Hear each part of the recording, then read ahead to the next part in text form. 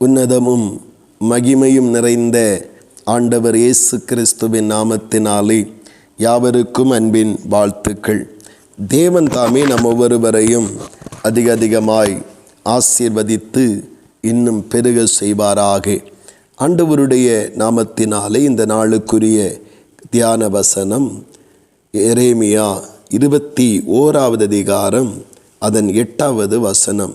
இதோ நான் உங்கள் முன்னே ஜீவ வழியையும் மரண வழியையும் வைக்கிறேன் என்று கர்த்தர் சொல்லுகிறார். ஆண்டவருடைய நாமத்தினாலே தேவ ஜனங்களுக்கு ஒரு சுயாதீனத்தை ஆண்டவர் கொடுத்திருக்கிறதை நாம் இங்கே காண முடிகிறது. ஆண்டவர் இதைத்தான் நீங்கள் கண்டிப்பாக செய்ய வேண்டும், இதைத்தான் நிறைவேற்ற வேண்டும் என்று யாரையும் வலுக்கட்டாயமாக கட்டாயப்படுத்துகிறவர் அல்ல. 2 காரியத்தையும் சொல்லுவார். மரண வழியையும் சொல்லுகிறார், ஜீவ வழியையும் சொல்லுகிறார், ஆசீர்வாதத்தையும் சொல்லுகிறார், சாபத்தையும் சொல்லுகிறார். இதிலே நீங்கள் எதை தெரிந்தெடுப்பீர்களோ அதற்கு ஏற்ற பலனை அறுவடை செய்வீர்கள் என்று கர்த்தர் அங்கே சொல்லியிருப்பதை நாம் காண முடிகிறது. இதை இஸ்ரவேல் ஜனங்களுக்கு முன்பாக ஆண்டவர் சொல்லுகிற வைக்கிற இந்த வார்த்தையை நாமும் கவனிக்க வேண்டும். நம்முடைய வாழ்க்கையிலும் அதைத்தான் ஆண்டவர் நமக்கு வைக்கிறார். ஜீவ வழியையும் வைக்கிறார், மரண வழியையும் நமக்கு முன்பாக வைக்கிறார். நாம் எதை தெரிந்தெடுத்து அதிலே நடக்க ஆரம்பிக்கிறோமோ அதற்கு ஏற்ற பலனை நாம் அறுவடை செய்கிறவர்களாய் மாறுவோம்.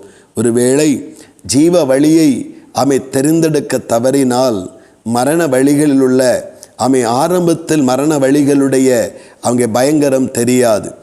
ஆனால் பலவிதமான சூழ்ச்சிகளினால் நிறைந்த பல மகிழத்தக்கதான காரியங்களால் நிறைந்த ஒரு பெரிய விசாலமான ஒரு வழியாக அந்த வழி காணப்பட்டு கொண்டிருக்கும். வேதம் சொல்லுகிறது அதன் முடிவு மரணம் என்று சொல்லுகிறது. ஆனால் ஜீவ வழியை எடுத்துக்கொள்வோம் என்றால் அது அந்த வழியிலே பிரவேசிக்க நடக்க ஆரம்பித்த உடனேயே பல நெருக்கங்கள், பல பாடுகள், பலவிதமான இடுக்கங்கள். இயேசு சொல்லும்போது கூட இடுக்கமான வாசல் வழியே பிரவேசிக்க நாடுங்கள் என்று சொன்னது போல பல நெருக்கங்களை நாம் சந்திக்க வேண்டும். ஆனால் முடிவை பார்க்கும் பொழுது விசாலமும் மகிழ்ச்சியும் சந்தோஷமும் ஆனந்தமும் ஆசீர்வாதமும் நித்தியமாய் தேவனோடு கூட இருக்கிற பாக்கியமும் அதிலே நிலைத்திருக்கிறது. இன்றைக்கு நாம் எந்த வழிகளை தெரிந்து கொள்ளுகிறோமோ அதற்கு ஏற்ற பலனை நாம் அறுவடை செய்ய போகிறோம். விசாலமாயிருக்கிற மகிழ்ச்சியாய் தோன்றுகிற மனதுக்கு இன்பமாய் தோன்றுகிற மரண வழிகளை தெரிந்து கொள்ளுகிறோமா? இல்லை, ஒடுக்கமும் நெருக்கமும் இருந்தாலும் பரவாயில்லை, வருங்காலங்களிலே அது விசாலமாக்கப்பட்டு அது மேன்மையாக்கப்படும் என்கிற ஜீவ வழியை தெரிந்து கொள்ளுகிறோமா? அதற்கு ஏற்ற பலனை அடைவதற்கு, அதற்கேற்ற நன்மை அடைவதற்கு கர்த்தராகிய தேவன் நம்மை நடத்தி செல்வார். நாம் தெரிந்து கொள்ளுகிற வழி நம்முடைய வாழ்வுக்கு அழிவை கொண்டு வருகிற சேதத்தை கொண்டு வருகிற வழியாயிராதபடி நாம் கவனமாய் தெரிந்து கொள்ளுவோம். கர்த்தர் தாமே அதற்கேற்ற நன்மைகளை தந்து ஆசீர்வதிப்பாராக.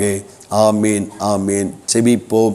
பரலோகத்தின் நல்ல ஆண்டவரே, பரிசுத்தமான இந்த நல்ல காலை நேரத்திலும் தேவனே உங்கள் இரக்கங்கள் எவ்வளவு மகிமையாய் சூழ்ந்து கொண்டிருக்கிற இந்த நேரத்தில் எங்களுக்கு முன்பாக எல்லா மனிதனுக்கு முன்பாகவும் ஆண்டவர் 2 வழிகளை வைக்கிறீர்.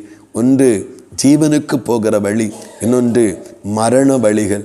தகப்பனை, மரண வழிகள் ஆரம்பத்திலே சந்தோஷமும் மகிழ்ச்சியும் ஆடம்பரமும் உலக ஆசீர்வாதங்களால் நிறைந்திருக்கும். ஆனால் முடிவோ மரணம், நரகம் என்று வேதம் எங்களுக்கு சொல்லித் தருகிறது. ஜீவ வழியோ ஆரம்பத்தில் நெருக்கமும் பாடுகளும் கஷ்டங்களும் தரித்திரங்களும் இல்லாமைகளும் நிறைந்திருக்கும். ஆனால் முடிவோ மகிழ்ச்சியும் சந்தோஷமும் குறைவும் இல்லாத ஒரு மகிமையான ராஜ்யம். ஆண்டவரே, இந்த நாட்கள் நாங்கள் தெரிந்து கொள்ளுகிற வழி எங்கள் அழிவுக்குரியதாய் இராதபடி எங்களுடைய மகிமைக்குரியதாய் இருக்கும்படிக்கு கவனமாய் தெரிந்தெடுத்து அதில் நடக்க கிருபையை தாரும். அப்படி நீங்கள் செய்கிறபடியாய் ஸ்தோத்திரம். இயேசு கிறிஸ்துவின் மூலம் ஜெபிக்கிறோம் ஜீவனுள்ள நல்ல பிதாவே. ஆமேன், ஆமேன்.